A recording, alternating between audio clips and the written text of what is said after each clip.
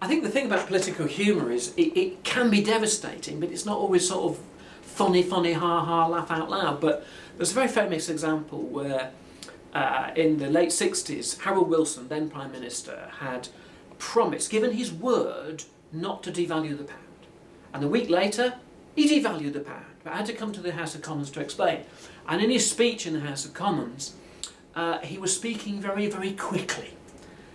And Enoch Powell on the opposition front bench looked at him and said very quietly, "Eat them slowly, Harold. Eat them slowly." Now to me, that was devastating in its sort of summary of what happened and what he was doing. But it's not a gag in the sense that you couldn't do it at the Glasgow Empire on a Friday night because you'd die the death. So that's the advantage of political humour, but also the sort of disadvantage of it.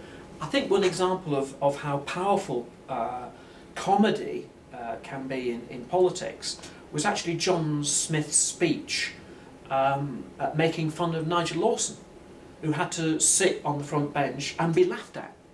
And within a couple of days, he resigned as Chancellor, and he gave one of the reasons was he didn't like being laughed at. Politicians don't like being laughed at. Look at what happened to Gordon Brown with the famous sort of Stalin and Mr. Bean.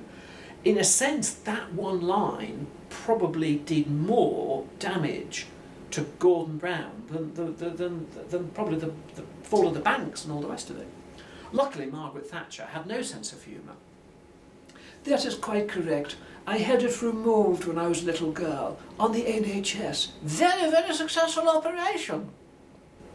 Political humour can be insightful. I read somewhere that Gorbachev used to collect jokes about the Soviet Union because it gave him an insight into what was wrong with the Soviet Union.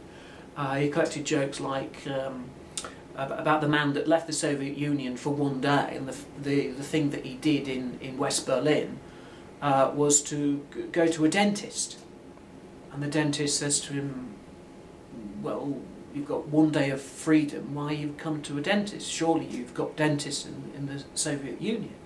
He said, "Oh yes, we're allowed to go to the dentist. The only problem is in the Soviet Union we're not allowed to open our mouths."